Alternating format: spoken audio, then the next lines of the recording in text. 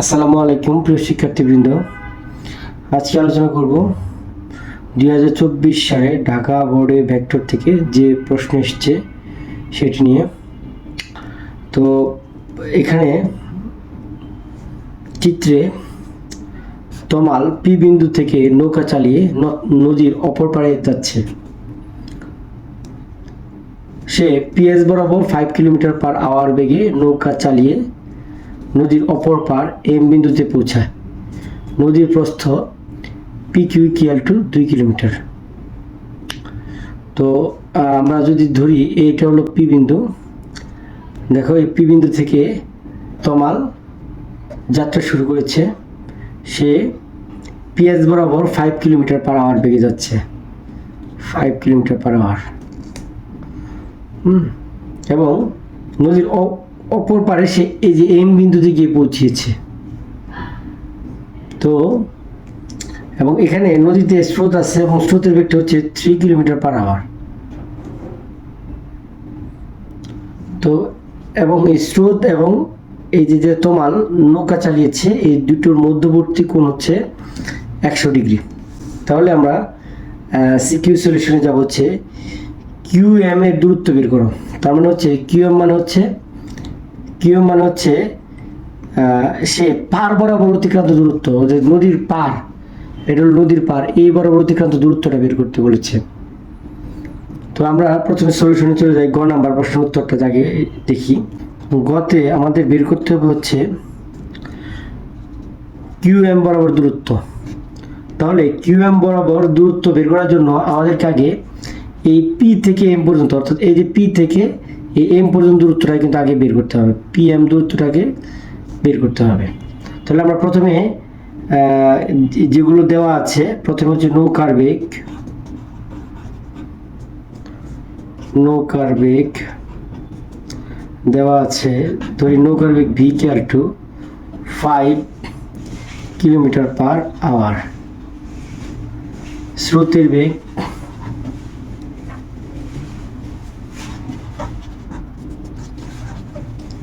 বেগ হচ্ছে U =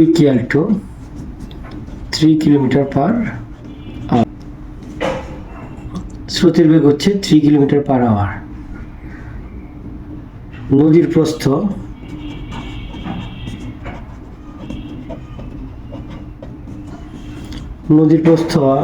হচ্ছে যে পি কিউ পর্যন্ত দূরত্ব, যে পি থেকে কিউ পর্যন্ত, এটা হচ্ছে নদীর প্রস্থ। তাহলে নদীর প্রস্থ PQ = 2 কিলোমিটার। এখন নৌকার বেগ এবং স্রোতের বেগের মধ্যবর্তী কোণ, নৌকার বেগ এবং স্রোতের বেগে দেখো, এটি স্রোত গিয়েছে এই বরাবর এবং নৌকা গিয়েছে এই বরাবর।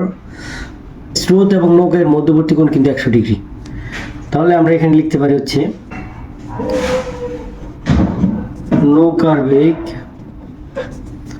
ও স্রোতের বেগের মধ্যবর্তী কোণ, দুটি ভেক্টরের মধ্যবর্তী কোণকে আমরা সবসময় আলফা দ্বারা প্রকাশ করি। যেহেতু নৌকার বেগ এবং স্রোতের বেগ, এটা আলফা = হবে 100 ডিগ্রি। এখন আমাদেরকে বের করতে হবে কার মান, কিউএম = ওয়াট।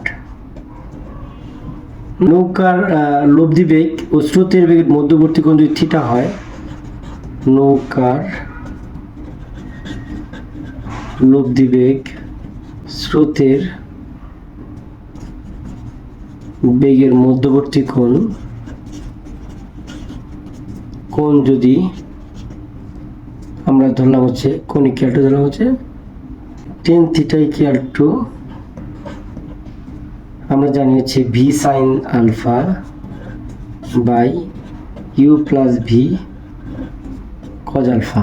V এর মান হচ্ছে, দেখো এখানে লেখা আছে V = 5 kilometre hour, 5 sin 100 degree by 3 + 5 cos 100 degree = 2.31। সুতরাং থিটা = 10 ইনভার্স 2.31। এটাকে ক্যালকুলেশন করলে আমরা পাই হচ্ছে 66.6 ডিগ্রি। তাহলে একটা জিনিস খেয়াল করো, এই যে আমাদের, তাহলে একটা জিনিস খেয়াল করো, এইখানে এই যে লব্ধি এবং স্রোতের মধ্যবর্তী কোণ, এটাকে আমরা যদি থিটা ধরি, তাহলে থিটা ইকুয়াল টু পেলাম হচ্ছে 66.6 ডিগ্রি। দেন আমি তাহলে এই যে পুরো কোণের মান যদি 90 ডিগ্রি হয়, তাহলে আমার এই কোণের মানটা কত হবে? এই কোণের মানটা হবে এই 90 থেকে এই 66.6 ডিগ্রিকে যদি বাদ দেই, তাহলে এই কোণের মানটা পাবো। তাহলে এই কোণের মানটা আগে বের করি, এই যে এখানে এই কোণটার মানটা বের করি, বা এটাকে আমরা বলতে পারি অ্যাঙ্গেল QPM, এই কোণের মানটাকে বের করি। তাহলে এটা আমরা ফিগার থেকে বের করব, এটা আমরা ফিগার থেকে বের করব, চিত্র থেকে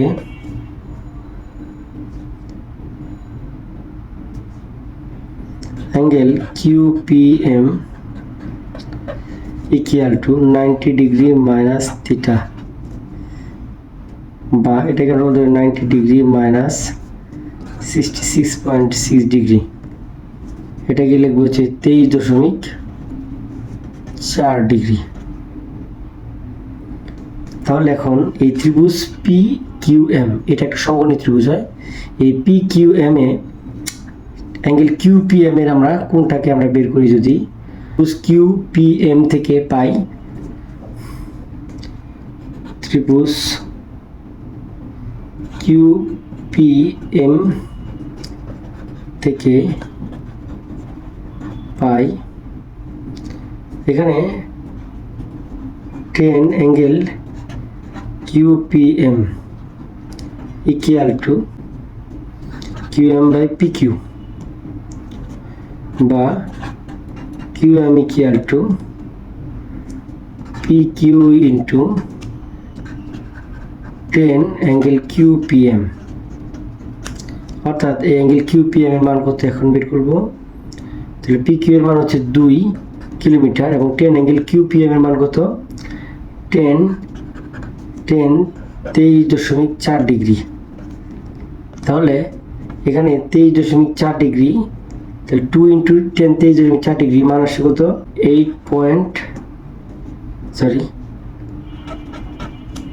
0.8655 কিলোমিটার। তাহলে আমরা এখান থেকে বলতে পারি যে QM দূরত্ব, এই যেটা চিত্র দিকে খেয়াল করে, যে QM দূরত্ব, এই যেটুকু QM দূরত্ব ইকুয়াল টু 0.8655 কিলোমিটার। তাহলে আমরা এখানে দেখো, এখানে যে গ নাম্বার প্রশ্ন উত্তরে বলেছে, যে গ নাম্বার প্রশ্নটা বলেছে যে QM এর দূরত্ব নির্ণয় করো। তাহলে কিন্তু আমরা QM এর দূরত্ব পেলাম কত? QM equal 0.8655 kilometre. এরপর আমরা ঘ নাম্বার প্রশ্নটাতে যাব। ঘ নাম্বার প্রশ্নে বলা হয়েছে যে সে ঘ নাম্বার প্রশ্নে বলা হয়েছে যে PS বরাবর নৌকা চালিয়ে M বিন্দুতে পৌঁছার সময় এবং P থেকে স্রোতহীন অবস্থায় নৌকা চালিয়ে Qতে পৌঁছার সময়ের পার্থক্য গাণিতিকভাবে দেখাও।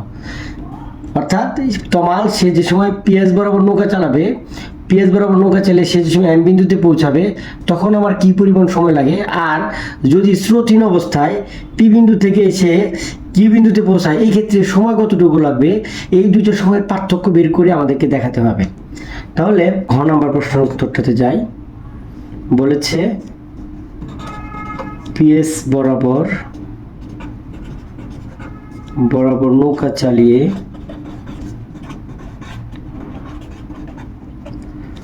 M বিন্দুতে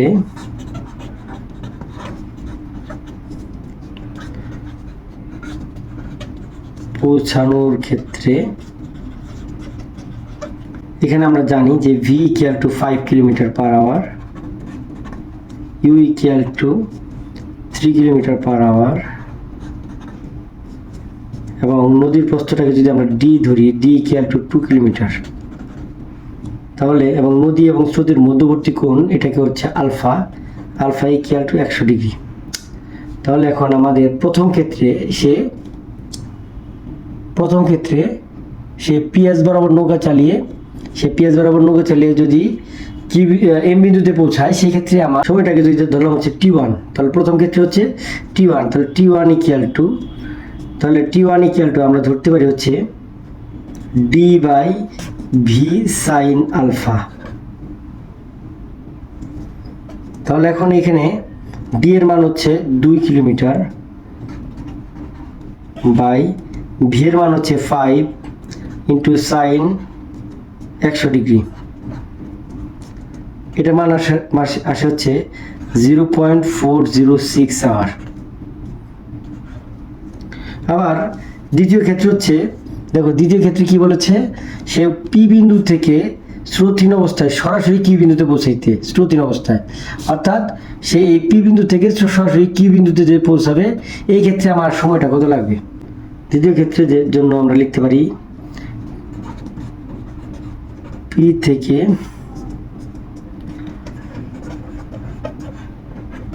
স্রোতহীন অবস্থায় সরাসরি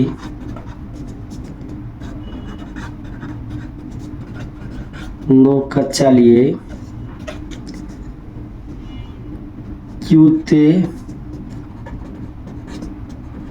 পৌঁছানোর সময়টাকে আমরা T2 হিসেবে আখ্যায়িত করি। তাহলে T2 ইকুয়াল টু আমরা লিখতে পারি যে D/V, যেহেতু এখানে স্রোত নেই সেহেতু ডি এর মান হচ্ছে 2 কিলোমিটার, ভি এর মান হচ্ছে 5 কিলোমিটার, তাহলে এখান থেকে আমাদের মান আসে 0.4 hour.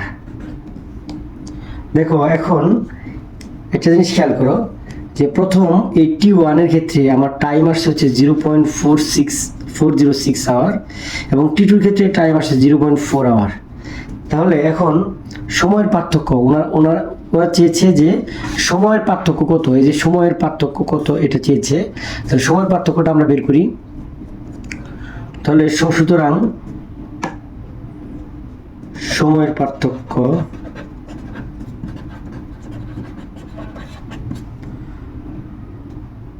T1 minus T2, T1 এর মান হচ্ছে 0.406 মাইনাস 0.4,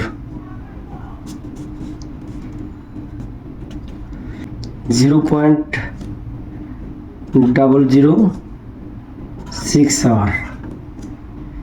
এটাকে যদি আমরা সেকেন্ডে নিয়ে যাই তাহলে 0.006 ইন্টু এখানে 3600 সেকেন্ড, তাহলে এখানে আমাদের মান আসে হচ্ছে 21.6 সেকেন্ড। তাহলে আমাদের এই সময়ের পার্থক্য হচ্ছে 21.6 সেকেন্ড। এটা হচ্ছে উত্তর। ধন্যবাদ সবাইকে।